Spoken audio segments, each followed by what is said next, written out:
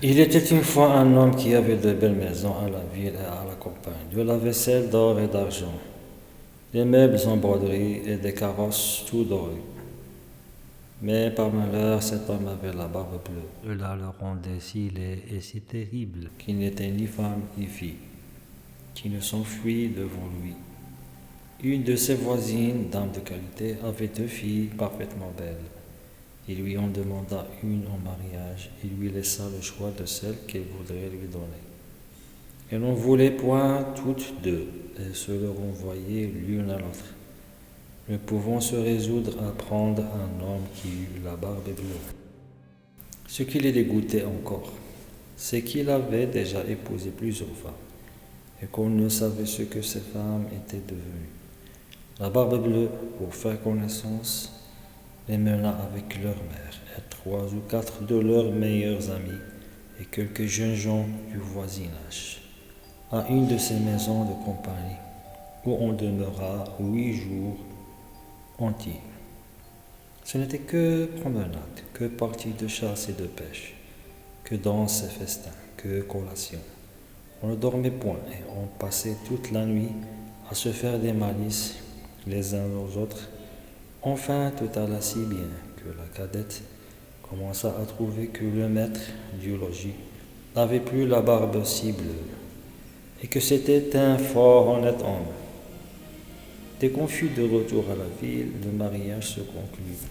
Au bout d'un mois, la barbe bleue dit à sa femme qu'il était obligé de faire un voyage en province de 6 semaines au moins pour une affaire de conséquence, qu'il la priait de se bien divertir pendant son absence, qu'elle fit venir ses bonnes amies, qu'elle les mena à la campagne, si elle voulait, que partout elle fit bon cher.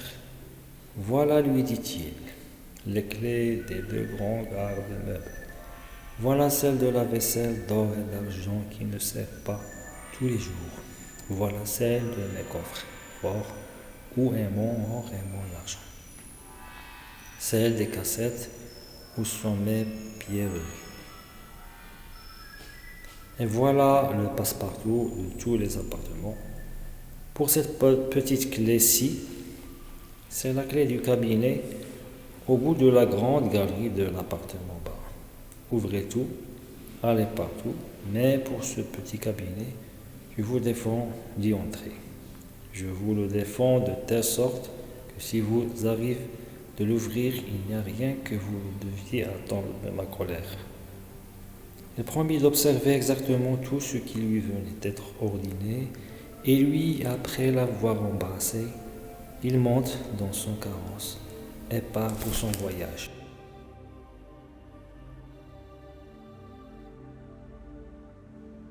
Les voisines et les bons amis n'attendirent pas qu'on les envoyait quérir pour aller chez la jeune mariée. Tant elles avaient d'impatience de voir toutes les richesses de sa maison, n'ayant osé y venir pendant que le mari y était, à cause de sa barbe bleue qui leur faisait peur. Et voilà aussitôt à parcourir les chambres, les cabinets, les garde-robes, toutes plus belles et plus riches les unes que les autres. Elles montèrent ensuite au garde-meubles, où ils ne pouvaient assez admirer le nombre et la beauté des tapisseries, des lits, des sofas, des cabinets, des guéridons, des tables et des miroirs, où l'on se voyait depuis les pieds jusqu'à la tête, et dont les bordures, les unes de glace, les autres d'argent et de vermeil doré, étaient les plus belles et les plus magnifiques qu'on eût jamais vues. Ils ne cessaient d'exagérer et d'envier le bonheur de leur ami, qui cependant ne se divertissait point à voir toutes ces richesses, à cause de l'impatience qu'elle avait d'aller ouvrir le cabinet de l'appartement bas, et fut si pressée de sa curiosité que se considérait qu'il était malhonnête de quitter sa compagnie. Il y descendit par un petit escalier dérobé, et avec tant de précipitation qu'elle pensa se rompre le cou 2 ou 3 fois, songeant à la défense que son mari lui avait faite et considérant qu'il pourrait lui arriver malheur d'avoir été désobéissante. Mais la tentation était si forte qu'il ne put la surmonter. Il prit donc la petite clé et ouvrit en tremblant la porte du cabinet. D'abord, il ne vit rien, parce que les fenêtres étaient fermées. Après quelques moments, elle commença à voir que le plancher était tout couvert de sang caillé, et que dans ce sang se miraient les corps de plusieurs femmes mortes et attachées le long des murs. C'étaient toutes les femmes que la Barbe Bleue avait épousées et qu'il avait égorgées l'une après l'autre. Elle pensa mourir de peur, et la clé du cabinet qu'elle venait de retirer de la serrure lui tomba de la main. Après avoir un peu repris ses esprits,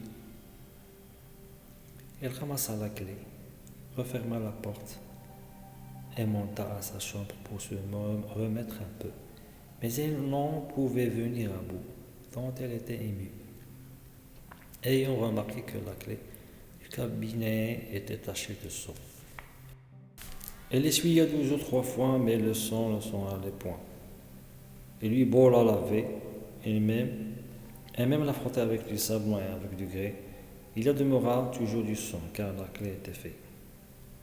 Il n'y avait pas moyen de la nettoyer tout à fait.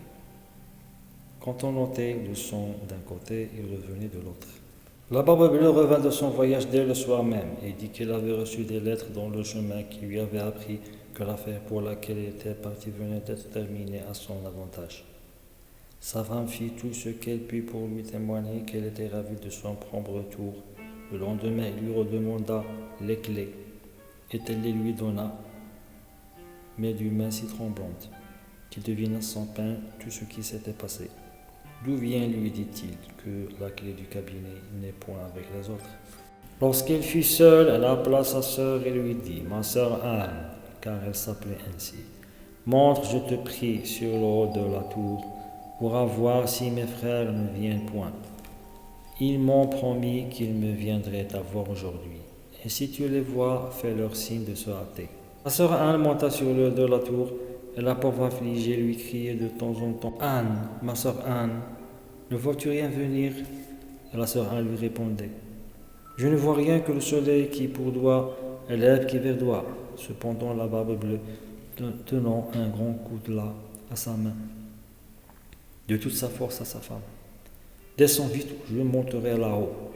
Encore un moment, s'il vous plaît. Lui répondait sa femme, et aussitôt elle criait tout bas, Anne, ma sœur Anne, ne vois-tu rien venir? Et la sœur Anne répondait, je ne vois rien que le soleil qui pourdoit et l'herbe qui verdoie. Descends donc vite, criait la Barbe Bleue, ou je monterai là-haut. Je m'en vais, répondait sa femme, et puis elle criait, Anne, ma sœur Anne, ne vois-tu rien venir? Je vois, répondit la sœur Anne, une grosse poussière qui vient de ce côté-ci. Sont ce mes frères? Sont ce mes frères? Et là, moi, ma sœur, c'est un troupeau de moutons. Ne veux-tu pas descendre? Criait la Barbe Bleue. Encore un moment, répondit sa femme, et puis elle criait. Ah, ma sœur Anne, ne vois-tu rien venir? Je vois, répondit-elle, 2 cavaliers qui viennent de ce côté-ci, mais ils sont bien loin encore. Dieu soit loué, s'écria-t-elle un moment après. Ce sont mes frères, je le fais signe tant que je puis de se hâter. La Barbe Bleue se mit à crier si fort que toute la maison en trembla. La pauvre femme descendit à se jeter à ses pieds, tout éplorée et tout échevelée. Cela ne sert de rien, dit la Barbe Bleue, il faut mourir. Puis la prenant d'une main par les cheveux et de l'autre levant le coutelas en l'air, il allait lui abattre la tête. La pauvre femme se tournant vers lui et le regardant avec des yeux mourants, le pria de lui donner un petit moment pour se recueillir. Non, non, dit-il, recommande-toi bien à Dieu, et levant son bras. Dans ce moment, on heurta si fort à la porte que la Barbe Bleue s'arrêta tout court. On ouvrit, et aussitôt on vit entrer 2 cavaliers qui, mettant l'épée à la main, coururent droit à la Barbe Bleue. Il reconnut que c'étaient les frères de sa femme, l'un dragon et l'autre mousquetaire, de sorte qu'il s'enfuit aussitôt pour se sauver, mais les deux frères le poursuivirent de si près qu'ils l'attrapèrent avant qu'il pût gagner le perron. Ils lui passèrent leur épée au travers du corps et le laissèrent mort. La pauvre femme était presque aussitôt morte que son mari. Elle n'avait pas la force de se lever pour embrasser ses frères. Il se trouva que la Barbe Bleue n'avait point d'héritier, et qu'ainsi sa femme demeura maîtresse de tous ses biens. Elle en employa une partie à marier sa sœurane avec un jeune gentilhomme, dont elle était aimée depuis longtemps. Une autre partie à acheter des charges de capitaine à ses deux frères, et le reste à se marier elle-même à un fort honnête homme, qui lui fit oublier le mauvais temps qu'elle avait passé avec la Barbe Bleue.